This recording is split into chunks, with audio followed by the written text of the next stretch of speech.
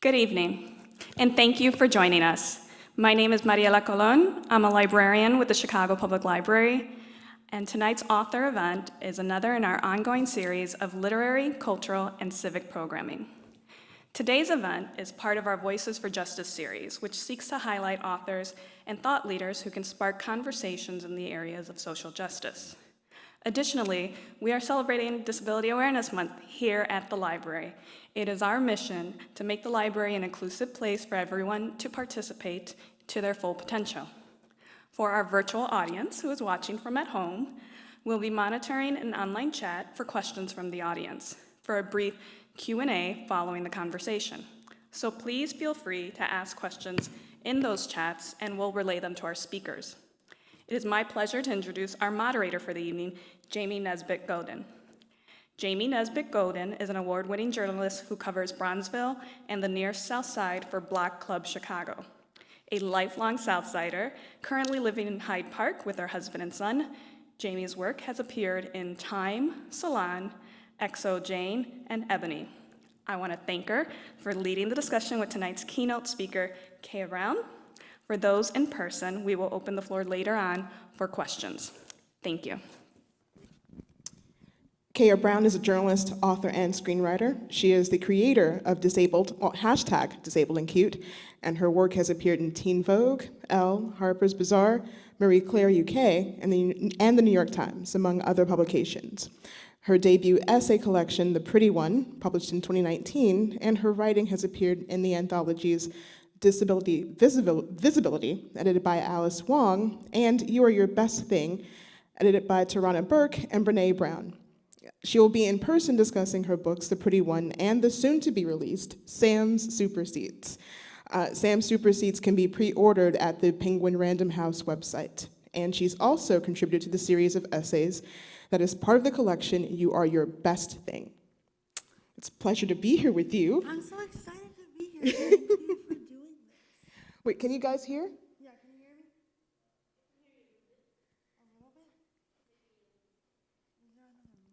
A little bit. Should we be trading off here, or? Yeah. Okay. Yeah, sure. Yeah. Hi, everyone. Okay. Just want to make sure, I project, but sometimes it's not as loud as it needs to be. So I'm going to start off with the question on everyone's mind. What did you think of the Wakanda Forever trailer? Listen, a masterpiece. I have watched it so many times that I've lost count. I knew immediately that I was going to bawl in the theater. It was like, we were like maybe 20 seconds in, and I was like, oh, I'm done for. There's just no way. I'm going to be like that person who just brings a bunch of tissues. Yeah. Because I already know. It's glorious, and I'm so excited to see what they do, and I just feel like it's going to be a really good love letter to Chadwick, and a nice way to be like, this is how this is going to go, this is how we're going to continue on, but without forgetting what he did in the first movie. So I'm very excited. I think we talked a little about how we believe that once premiere happens, everybody's going to be all decked out and ready. It's going to be an experience, just like the first one. Listen, I was so hungry to see it in a theater, with a bunch of people. Yeah. I was like, I want reactions. It's the only time that I was like, yeah, I want to hear people in a movie theater, because people were just so excited and everybody had their outfits together. And I think I told you backstage, I'm like, somebody's going to have a funeral program, a sort of dish to pass, something, where they're like, I got a pin to commemorate. Something is going to happen. I'm so sure of it. It's going to be a lot of art. A lot of art. I can't wait. So, it is? Okay, so you might need this. Okay. Okay. So you guys can, that's great. Nice. So, you wrote this book in 2019. Yes. Then a pandemic happened. How have the last couple years been for you? Surprisingly busy. Okay. I went into the pandemic really panicked, like everybody else, because I was like, what am I gonna do? I already write from home. I do a lot of work from home. But I was like, freelancing things dried up. I mean, you know, as a journalist, Yeah. they're like, hey, we don't have a budget right now. So like, we can't pay you to write about anything. Like, we can pay you an exposure. Yeah, oh, they love an exposure. We'll get to that. They love an exposure. They're like, oh my God, Keah, this is so good for you. I'm like, is it? Can I pay my rent? Because though? my bill said that it can't be paid in exposure. Xfinity says exposure is not. Right. Excuse me, last time I Suitable checked, Sprint told me that I can't pay my phone bill with exposure.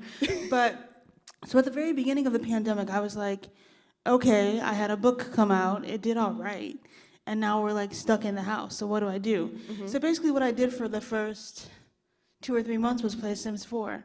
And I was like, you know what, this is fine, this is work, it's research, you know? Okay, I'm gonna eventually write another book, so. Can you talk about that? Yeah. The research? Oh, so basically, what I did was just create a bunch of families, and then I like put them in the pool and took away the ladder, and, you know, the usual. And then accidentally, I left the Sims on when I left the house to go to the grocery store, and a fire started. So they all died. And I was like, maybe I should put this down for a bit. It's feeling real bleak out here. And then basically I just started thinking about the next things I wanted to do. And then I ended up taking a lot of meetings during the pandemic. So like I'm currently co-writing a musical. And that, I know, right? Wild. I'm very excited about it. And that happened during the pandemic. So it was like once we got to the to the end of the first year, things started to pick up. And I was like, yeah, I'll talk about The Pretty One. I mean, it came out last year, it's fine. And then people still wanted to talk about it. And I was like, oh, thank God, because you write a book and you're like, I have, 6 months before people are done with this? And my literary agent, Alex, was like, no, books have a longer shelf life. And I was like, they do? And he was like, yeah. You're going to be talking about it forever. Forever. And I was like, so cool. So literally, toward the end of the first year, I started like taking meetings to do stuff just virtually. And then once 2021 hit, it was like everybody got used to Zoom. And I started doing a bunch of virtual events. So that's why I'm so excited to be here in person, because this is my first in-person event since the pandemic started. That's dope. Yay! Proud of us all.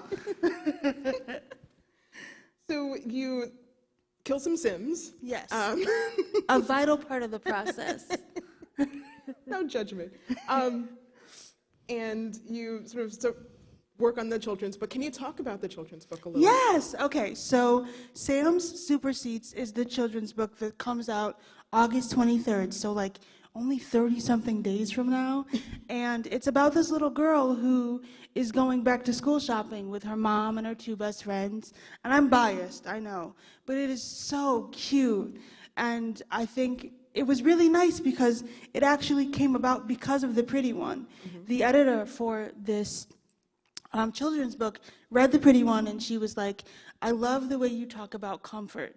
And she's like, do you want to write about it for kids? And I was like, yeah, like I have a 10-year plan. I'm very much a Virgo. It's a doc on my laptop. You know, I'm always ready. I'm like, yeah, it's on my plan. And she's like, well, let's move it up. Let's get you there earlier. So I came up with the idea of like, okay, I want to bring some chairs to life. Because in my everyday life, if you've read The Pretty One, I read a whole essay about chairs and the importance of comfort and being able to rest and giving, these chairs personalities and, thoughts and ideas, because I spend so much time in a good chair. And the book came about because I wanted to talk to children about the importance of like having an adventure and having fun with your friends and really believing and loving yourself, but also how it's okay to take time and to rest and to bring yourself comfort the best way you know how. So Sam Superseats is really just a sort of love letter to affirmation and the importance of rest. That's beautiful. Thank and you. Like, as a person who still has, flashbacks of school shopping with her mother, it can be a harrowing experience. It can. My favorite part, though, was buying the school supplies. Yeah. I don't know. I just felt so powerful. I was like, Mom, I have a list of things. I need notebooks and pens and pencils. So, like, that part was great. It was the clothes shopping that you didn't like. Yeah. So like, I I mean, loved that too. I loved talk to me, like, how was it, like, talk to me about your experience with the clothes shopping as a Okay, kid. so the way that my disability works, for people who don't know, I have cerebral palsy, and it impacts the right side of my body. Is like my right hip is higher than my left. My leg is shorter. So I often can find ways to make regular clothing work. So I don't really have some of the same issues that people in the disability community might, where they have to constantly tailor things. There are some things that I have to tailor, but for me, I've always loved clothes. I've always found that they're a way to express yourself, and when I was younger, they were a way for me to hide away. I was very embarrassed of my body, and now I'm like, hey, look at me. This is what you're getting. I hope you like it. But I think the thing to me about clothes is that, like, I wanted to make sure that they were important to Sam because they were also a way to express herself. And I wanted her to look at clothes like things to enjoy and not things to have to stress out about, because we learned so early on that, like, either clothes immediately look great on you no matter what, or they look bad and you should be ashamed of any outfit or anything that you enjoy that you wear, because you're not going to look quote unquote good enough. And I wanted to combat that early, because when I got to about like high school, that's when that set in for me. But before that, I was like, oh yeah, love an outfit, love to pick a first day of school. That first week was crucial. You had to show up as your like Right, best. you had to be on point because you were going to be tracked for the rest of the semester if you were not. You had to be like, oh, you look so cute, thank you. This whole thing, knowing you just bought it. This whole thing, yes, thank you very much. But you talk in a book. You talk about adaptive clothing and some lines like kind of get it, and others that don't. Can you sort of talk about that a little? Yeah. So I've done a lot of reporting on adaptive clothing, and I think there are places like Zappos, and I know that Target has the kids line, Cat and Jack, and there is, Tommy Hilfiger's adaptive line, and Open Style Lab in New York City does fantastic work. And I think the thing that frustrates me the most, though, is like these companies are doing great work, but it's so annoying to me that it's still them. I've been talking about it since 2016, from the time that I wrote about it the first time on Glamour.com to the piece in the New York Times. It's been the same companies. And I think my hope was that people were going to learn from these companies and be like, hey, we can do it too. Right. What do you think the hesitancy is? I don't really know, because at first I thought it was just like fear. They don't want to get anything wrong. They're afraid of like messing up. But I think when you're in fashion, the point is to like be as unique as possible, right, and to like design for, to me, I mean, I guess I'm wrong because I know exclusivity is a thing, but to me there's just something so magical about designing for everyone and creating clothes where people can feel good. And I think disabled people deserve that. We deserve the chance to feel good in the clothes that we wear. Like, we have to wear clothes regardless. And to me it's frustrating when you have sort of one end where you have nothing at all, and the other end is like, oh, this looks like a hospital gown. Like, why am I drowning in this? Right, like, no thank you, hospital gown chic, sure, but not for me.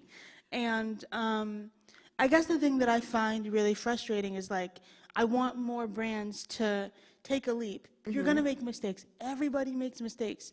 Nobody's perfect. But at least try. But try, exactly. Are there any like designers that are sort of getting this right? I know Christian Siriano is mentioned a lot. Are there any others that? Yes, I mean, not that I know of, but maybe I'm not as well versed as like someone else. But I think that, and I think I was talking to you about backstage, like Christian Siriano works really well with a lot of different bodies, and I know he has adapted some clothing for Selma Blair, who I'm also, good friends with, and I want it to be where it's like, clothes like that can happen for Selma, and also, the everyday person. Like, I want people to be like, okay, let's take away the weird stigma that we have toward disabled bodies in general, and like let clothes be that gateway of like, oh no, guess what? Disabled people are people too. And they like pretty things too. Right. We want to look good.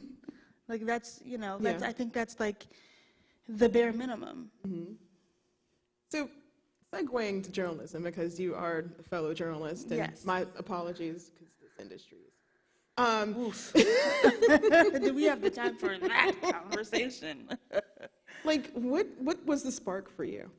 Well, I'm a naturally nosy person. Same. Right? I need to know. I am a What are you doing? Naturally nosy. What are you doing? Why are you What's doing happening? it? What's going on there? Right. Who are you doing it with? Do you want to talk about that? Let's unpack that.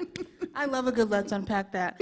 And so from a very early age, I was constantly asking questions. I didn't know that you could do it as a career. Yeah.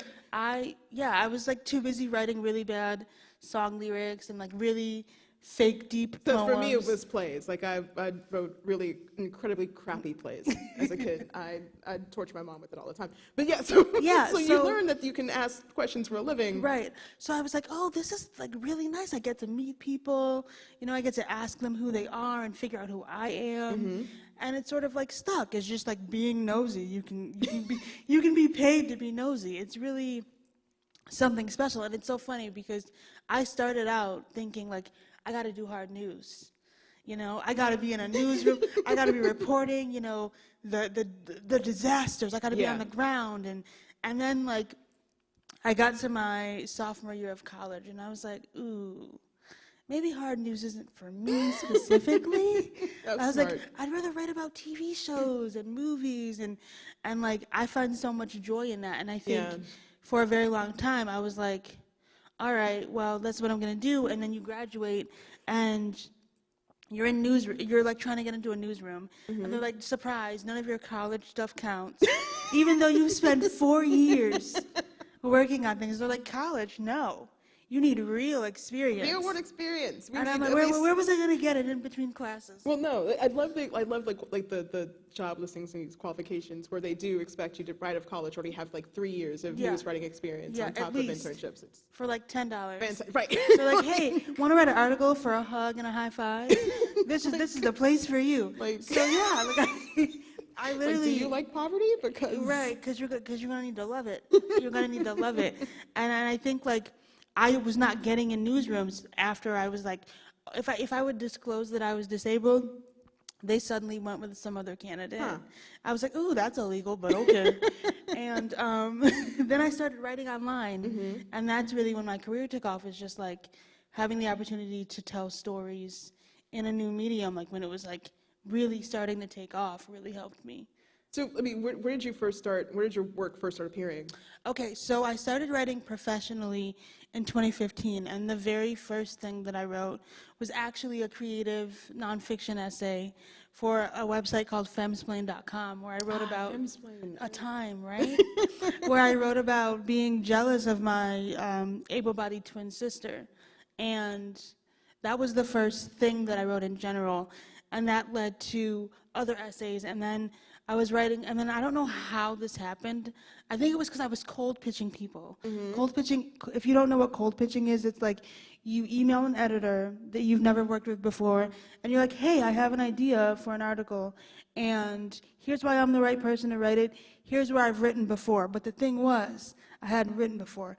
So what I did was I found old articles from college, even though they said they didn't count, and I used those until I got my first article. I don't even remember what my first actual article outside of school was, because I think the essays came first and then the article started. Right. But yeah, it was one of those journeys where it was like, I thought I had to be a very serious, hard news journalist, you know, wears a blazer all the time, you know, a good khaki even. And then I was like, you know what? No, actually, I want to write about, you know, film and TV, and I want to tell those stories. And so I got that's what it was. Yeah. Okay. I got an internship online at a website called Cliché Magazine. Okay. And I was like interviewing a lot of YouTubers and like people just starting out in their career. And those were my very first articles. Wow. Yeah, it was fun. I can imagine. Like, what was it like getting that first, like, paycheck? Oh my God, the first paycheck I took like 16 pictures of. It was, maybe it was like a smooth $100. But it didn't matter because you earned it. But you couldn't tell me that I was not a millionaire. I was like, Mom, look at my first check. It's perfect. And she was like, how many pictures of it do you need? I was like, I need one from every angle. I need it. It's imperative. And like me and that $100, I could have sworn we were gonna take over the world. And I was like, this is my money. I earned it. I love it. Like, it's I'm mine. gonna take 2 large fries. Yes, Okay? thank you. 2. I will take the jumbo meal. Thank you. So you go from Cliche Magazine to landing a Town and Country cover story with Selma Blair. And for 90s babies, 80s babies, like, Cruel Intentions, like... Just the hits. Just the hits. Yeah, I mean, I can't... Sometimes I think about my trajectory, and I'm like, whoa. Yeah. Like, if this was... How did this happen? I have no idea. It's so funny because, again, I love entertainment news. I love it. I think, like, I'm less of a, like, ooh, who's dating who, and more like a, ooh, what are they working on, and is it good? Like, that's my bag. Yeah. So when I was working at Cliche, I was, like, meeting these people, so it gave me a lot of, like, experience in talking to people that you like, whose stuff you like. Right. You know, and you're being like, oh my God, I can't believe I'm on the phone with you, but like, I'm gonna be chill, professional, and, you know, make sure I get the job done. So that the very first cover story that I did outside of Cliche Magazine was one for Teen Vogue, where I talked to Jillian Mercado, who's an actress and a model, and then rest in peace, Mama Cax, and then there was another model whose name I'm forgetting, and I apologize for that. But that was my very first cover. And then I went from that cover to a Marie Claire UK cover where I talked to Brie Larson for the Captain Marvel press junket. Oh my God. And I love her so much because the only reason why I got it was because she had decided she wanted to diversify her like press junket, and That's dope. they had reached out to me and they're like, hey, Brie had mentioned you, like, do you want to do this? And so they flew me out to Beverly Hills, where I paid for like a $21 glass of water. That's not what I'm used to. Oh, yeah. I need to know what this water does. Is it magic? It should have been magic for the price that it was. Was it this small? You're going to tell me it's this small? Oh, it was slightly bigger, slightly, okay? And so, like, we do the interview and everything goes well, and it runs, and I'm like, okay, I can do this. Like, I can do this. This is really cool. Really, this is before COVID. So I'm like, yeah, my life's gonna take off after this, you know, cover story.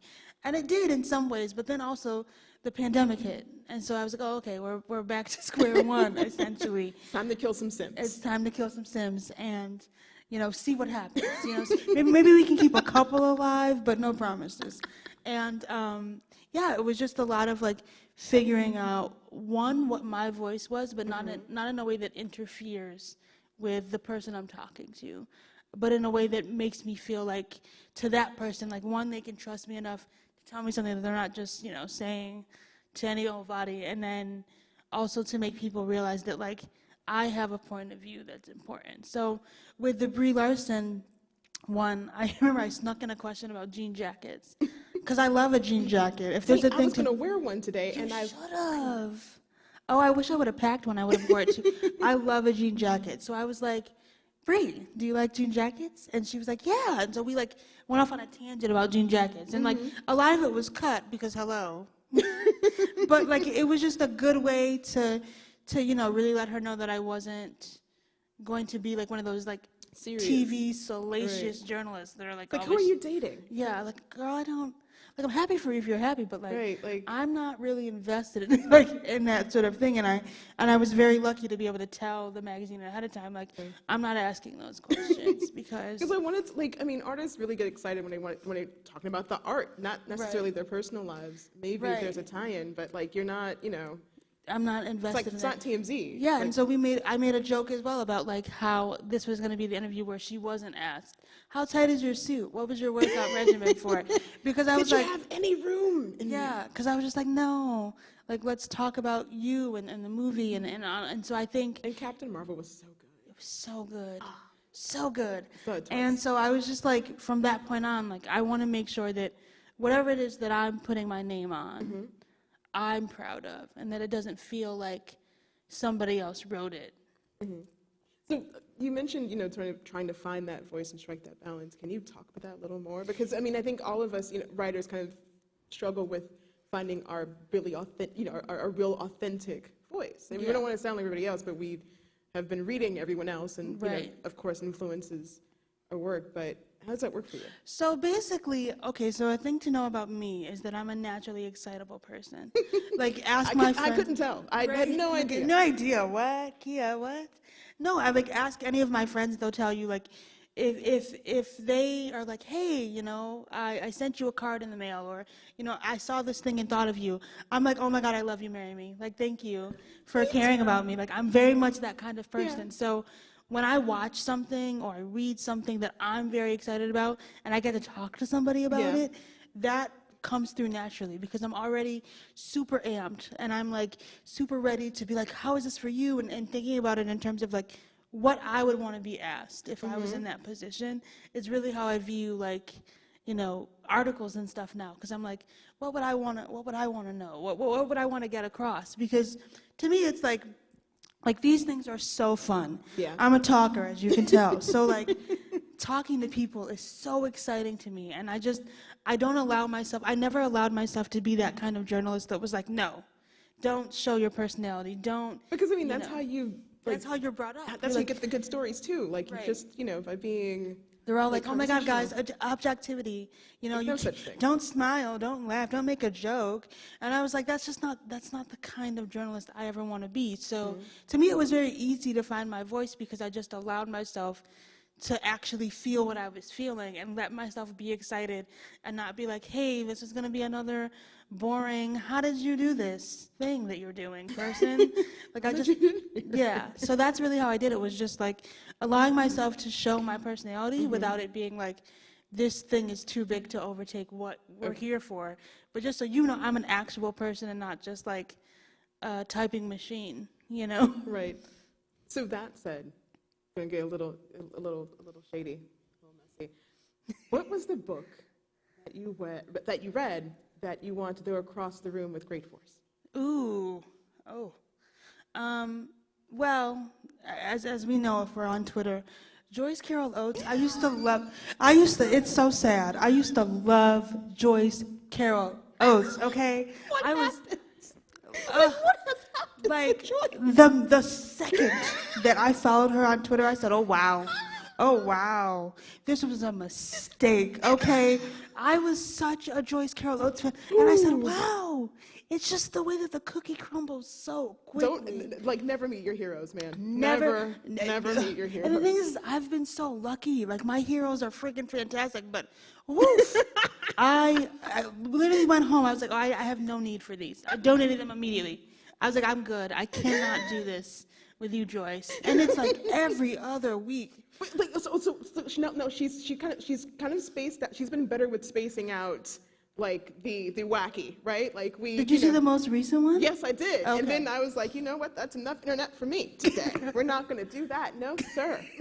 Like when we're talking about like diversity in the book industry, and it's like white voices are being silent. What about the white men? Like, I'm like, girl. Okay, what? Like, I wish that publishing was as easy for me as people seem to think that it is. I mean, apparently you just strolled on in and was like, give me a book deal. Yeah, and I they was were like, hey, guys, got an idea. I'm black. You want it? I'm black. I'm queer. And I'm here. You want the book? And they're like, yeah, Keah. That's exactly how it happened, you know? No work involved. I walked into Simon & Schuster and I said, you know what, guys, I'm ready. I'm ready for this.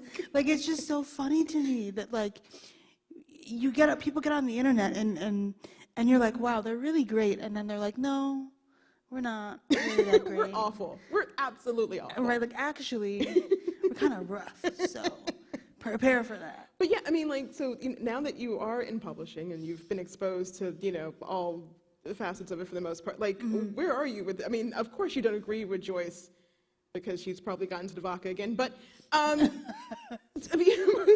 like, can you talk about your sort of, like, the experiences you've had in the publishing industry? Yeah, so I think the thing that's really wild about, publishing in the Big Five, like your first book, is you think, oh, this is going to be smooth sailing. Like, they're a Big Five, so they're like, is it 5 or 3? I don't know, something's shifting. It's one of the two. So, like, being published in one of the biggest publishing houses, I was like, oh, this is going to be so easy because, you know, they're putting money behind me and everything's going to be perfect. And I went in with all these expectations of like, I'm going to be on this list and that list, and, you know, this person's going to like it and that person's going to like it. And what really happened was I got in advance and our marketing budget was really low because they just didn't know what to do with me. And, I mean, I did end up on the Today Show, which was wild, but... So was that with Hoda and... So this was the third hour. So Okay. It wasn't with Hoda and the other host. It wasn't with them. It was the hour after. Okay. And so we did that, and that was amazing. But I think what happens is I published this book, and I was like, I had all these big hopes and dreams for it that, like, it sort of clouded the way that I actually saw the reception of The Pretty One. And so for about a year afterward, I was like, oh my God, like, I'm not a good writer. I'm like terrible because I didn't make the New York Times bestsellers list or the USA Today bestsellers list. And I was like, this must mean that I'm terrible. And my agent had to talk me down so many times. Alex had to be like, hey, Keah, no, like, books have longer shelf lives. And I realized that, like, it reaches people that need it, you know? Yeah. And instead of focusing on, like, 5 or 6 bad reviews and ignoring the 10 or 20 that were positive, I can really just be like, it is what it is. I'm proud of the book, and that has to be enough. But it definitely took me a while to get there because I was really adamant about lists and being like, I'm only good if I'm on a list. And now with Sam Super Seats, I'm like letting myself go of all that, you know, like, whatever kid or parent that Sam's reaches is who it's going to reach, and I'm grateful for that. And did you think that, like, looking back, younger you, did you see a book happening? Were you that 10-year-old thinking, I'm going to write a book? oh, I've always wanted to write a book, but I never thought it was going to happen. You know how you, like, staple the little pieces of paper and you start your little first chapter that is, for some insane reason, like 40 pages, and you're like, why is this so long? I knew that I always wanted to write a book, but I never thought, like, I would dream about what the cover would look like and all this stuff, but I never thought it was going to actually happen. Yeah. You know, and so to be able to be a person who's gonna have like 3 books out in the world next year is wild to me. Wow. Like 8-year-old me is like, girl, look what we did, and that's enough, you know. Like letting go of all the lists and stuff. 8-year-old me is like, wow, Keah's a superhero, you know. 8-year-old Keah's like, yeah, we're great. Dude, can you believe this? Where's the cape? You know?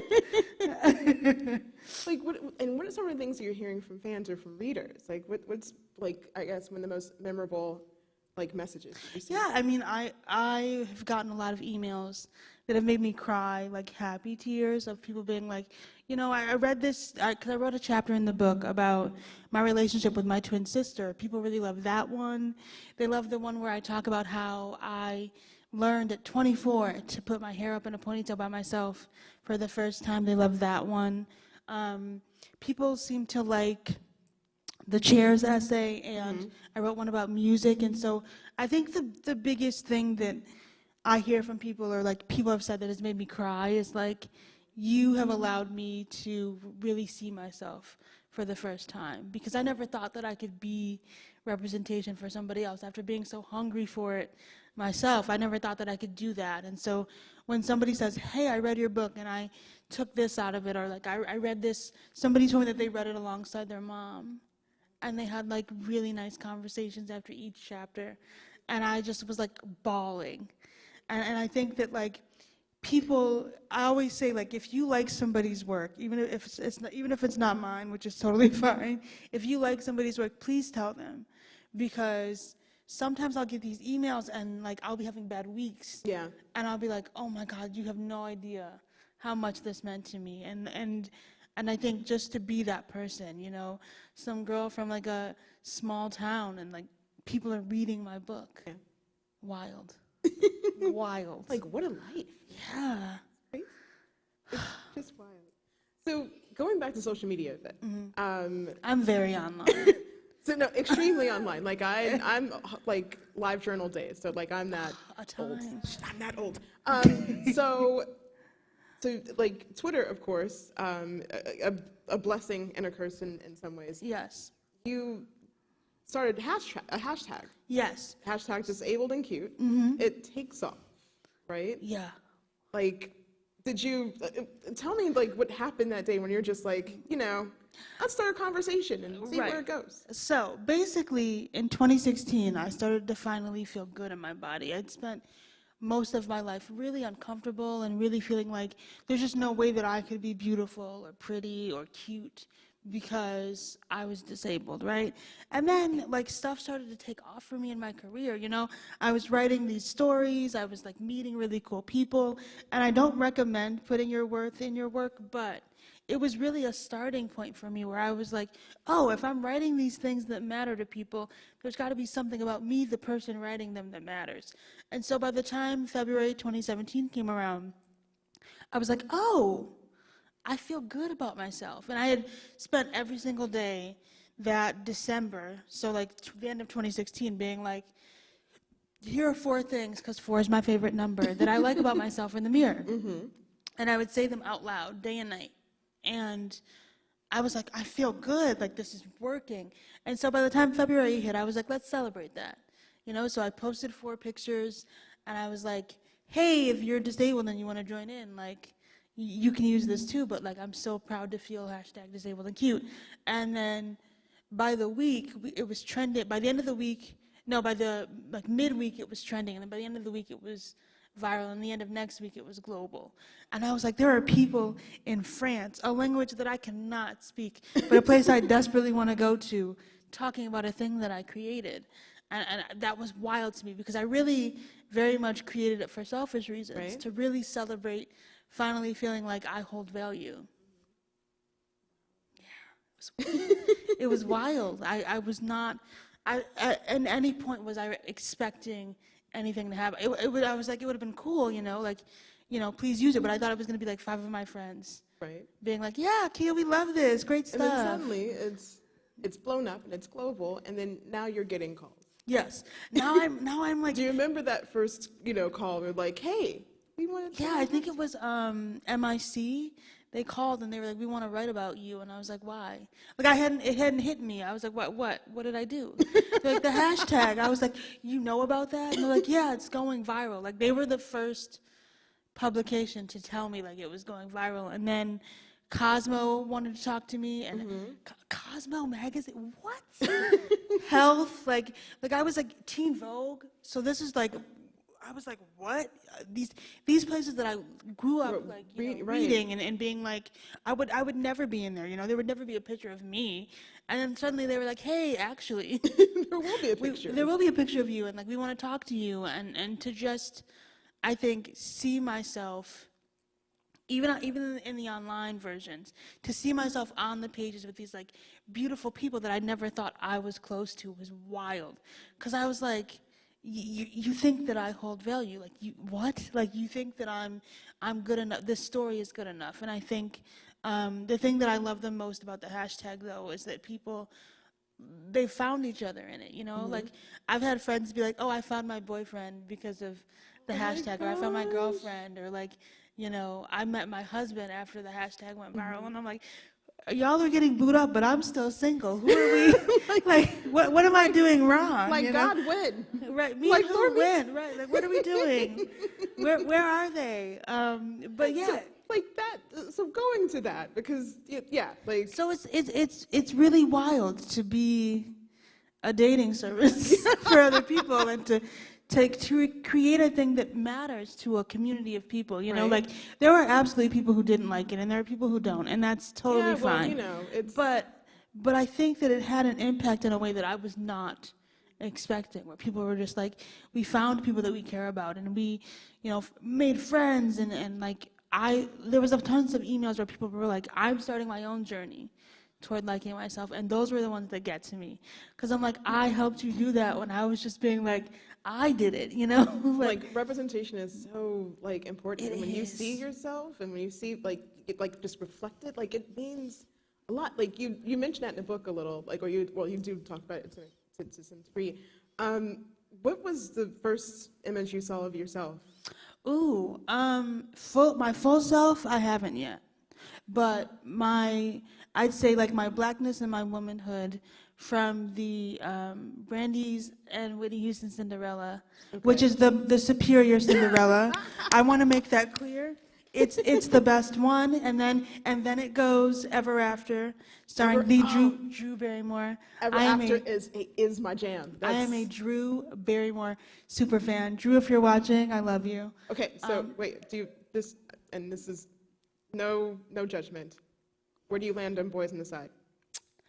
I like it.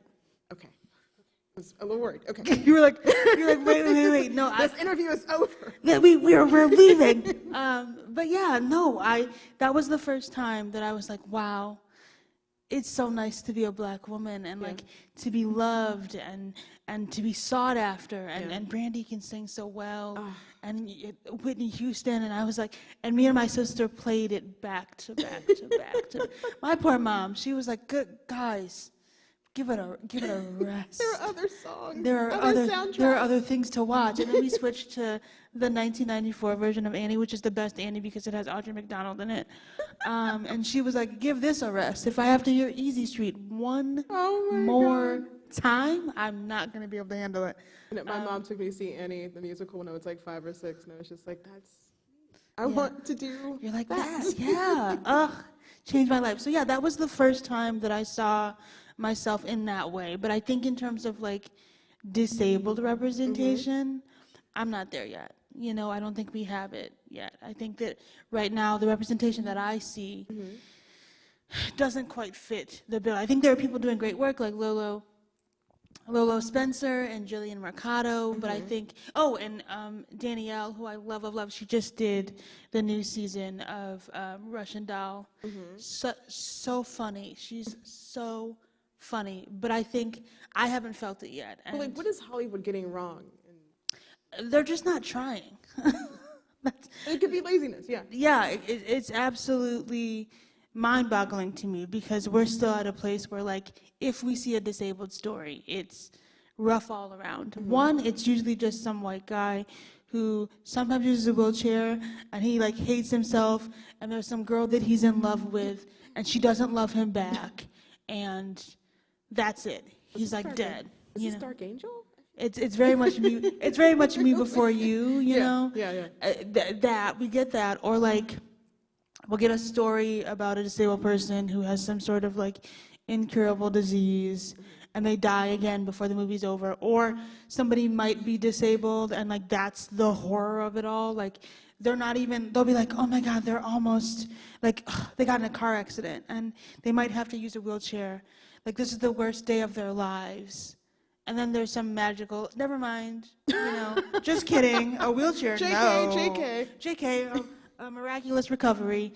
And then like if we do get disabled rep, sometimes it's decent. It's like they cancel the shows, like Special, or we'll get. I know that Lola was in The Secret Life of College Girls on HBO, and that's cool. And Jillian is on The L Word, which we love, queer rep.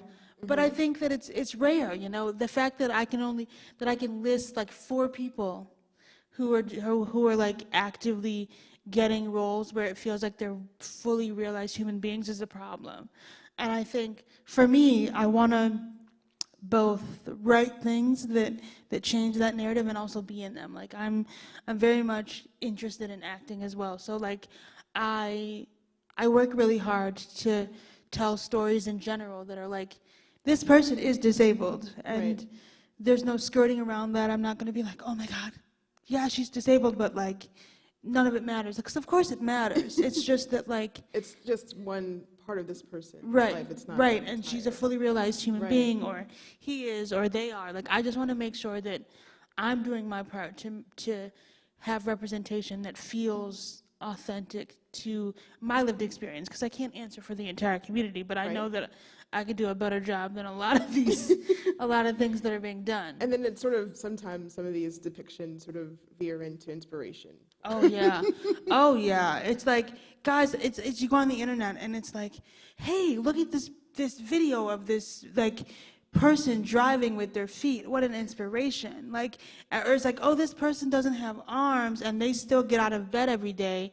You should never feel bad about what you have. And it's like, these disabled people did not sign up to be used as fodder for you feeling good about yourself. Like, ma'am, I just wanted to go to McDonald's. Please right. don't Like, clap I for remember me. I got into an Uber leaving the library, and the guy was like, what happened to your leg? No, hello, nothing. I said, nothing. I have cerebral palsy. He's like, oh. And then he goes, oh, well, yeah, that must be a hard life. I said, not really. I was like, I have one life and I'm going to live it. And he's like, yeah, I guess so. Like, it's nice that you leave the house. What the fuck? And I was like, I'm sorry, I almost. I was like, yeah, I leave the house all the time. I'm not, what's not computing for you? And he was just like so shocked that I was like, that I said anything. He was so shocked that I was like, can you just drop me off in the front? Why are we having this conversation? We don't even have to talk anymore. Yeah, like he felt so good about it until he saw that 1-star review I gave him.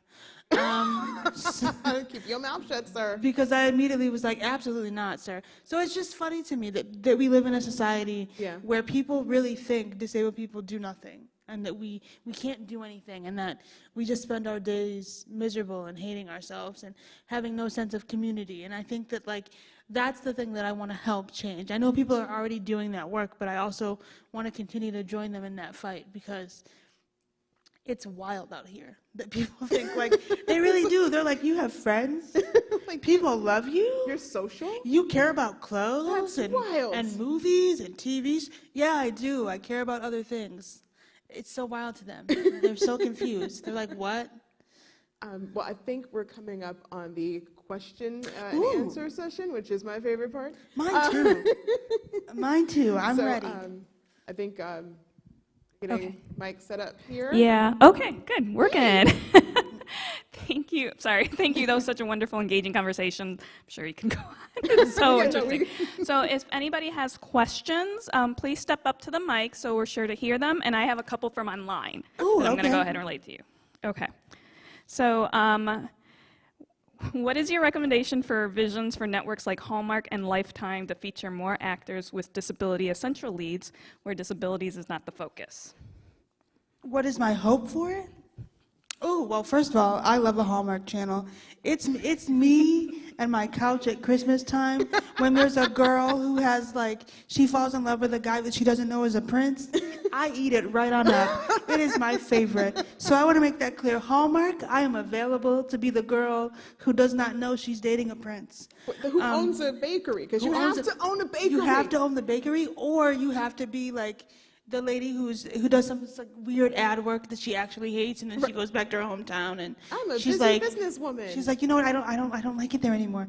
So my hope is that that we do see more in Lifetime, and in Hallmark, because I watch them every year, and I think that like they bring me joy, and I feel like it's not as hard as people think it is. I mean, Elle Stroker did that movie for, was it Lifetime? And they didn't talk about her disability at all. Mm-hmm. She just was, and that was a thing. And it wasn't this big plot point where they were like, oh, gasp, she's a wheelchair user. It was just like, okay, she's this girl and she's falling in love with this guy, and that's that. I would love to see more of that, for sure. But did she own a bakery? I'm just like, she didn't own a bakery. Well, I don't she wanna didn't. watch it, then. You were like, I need the bakery to be fully invested. You were like, I need the bakery to make it make sense, okay? The bakery is the through line, and it's always going to be such a cutesy name too, like Carolyn's Cookies, or like, you know, Christmas time at like Karina's. It's the best. I love it. Snickerdoodle Sammy's. Yes. It's yeah. Oh my God, Sammy, you made these snickerdoodles are so good. Love it. Obsessed. Obsessed. And so your next question. Hi, Keah. Hi. Sam's Super Seat celebrates self-love, the power of rest, and the necessity of accessible seating in public places. Yes. Do you have a special public place yes. in Chicago for R&R? Okay, so in Chicago, it's my friend Kelly's house. Hi, Kelly. I love you. Her home to me is like one of the most comfortable, soft, like easy places to be. In a public place, I love a good restaurant. I love a good library. That's why I'm so excited to be here, because libraries, man, they're safe havens. And so yeah, those two places. You might have mentioned this, but they're asking, what is your favorite pop culture thing right now? Ooh, okay. Do we have time? One, it's Drew Barrymore dancing in the rain, and I'm not saying it ironically. I genuinely feel so much joy when I see her somewhere outside in somebody's rain, minding her business and being literally perfect. Yeah. My other, right, I'm such a super fan. I sound like such a creeper, but she's everything to me. So that is one of my favorite pop culture moments right now. Again, the Wakanda trailer. Have to circle back to it. So good. Yeah. I just think that like those are really funny, and I've also been watching a lot of like the not tiny houses, but there's like the YouTube videos where it's like people create tiny apartment spaces. Oh. I've been loving those because I'm obsessed with apartment things right now, because I'm looking for my own, that I'm like, I want to watch apartment things all the time. So definitely those, like that's my entire YouTube videos, is like Drew dancing in the rain, apartments, and like I watch a lot of like interviews of like artists whose albums just came out, and they do like the random things where they're like, ask me this many questions. I tear those up because I love those as well. Are there any other authors that you can recommend that write about the disabled experience that you would recommend to follow online? Oh, there's so many. I really like the work that Talia Hilbert does. Her rom-coms, the Brown Sisters series, so good. Again, Alice Wong is a fantastic author. Read her stuff, all of it. There's just so many people doing like really fantastic work where it's like, even if it's not directly books, like I know Rebecca Coakley really does fantastic work online. Of course, it's like when you ask me, I'm blanking on literally everybody that I know. Ryan O'Connell just released another book called Just by Looking at Him. That was really good. We had a conversation about it on one of a podcast we did together. And I just think that there's a lot there, and it's exciting that we're living in a time where there's not just a small handful of us. So literally, you know what I'll do? After this, I'll go on Twitter and I will make a list of people. Nice. Yeah. Yes, and we'll be sure to share that at the library. One last question. What's next? World domination. Awesome. I've got a lot going on. So after this book, this book is done, but after Sam Supersedes comes out in August, I'm still, I'm taking acting classes, and I'm co-writing a musical, and I'm dipping myself into the film and TV space, which is really exciting. I'm also gonna be starting in the fall another book that hasn't, materialized yet, but I do also have another book coming out next spring. That's a young adult book called The Secret Summer Promise, but this next book that I'm starting will be like my fourth book, and then I'm going to focus more on like doing some spec scripts, so basically just like writing episodes of TV shows that have already been made and showing people what I would do with those episodes. And killing Sims, yes. Just want to make sure. Yes, gotta make sure I bring that back full circle. I gotta go home and kill some Sims and keep some alive, because I'm not a murderer. In my defense, the first one was on purpose, but the other two families, that was an absolute accident. And I'm sorry for them. And I held funerals and everything. I let people grieve. I care. So. Okay. All right. Thank you so much. If you have any final. Thank you, everyone. Thank you so much for being here, Keah Brown. Her book is The Pretty One, and next month, Sam Supersedes. Yes. Also, thank you to our moderator, Janie Nesbitt-Godin, for such an engaging conversation. It was so fun.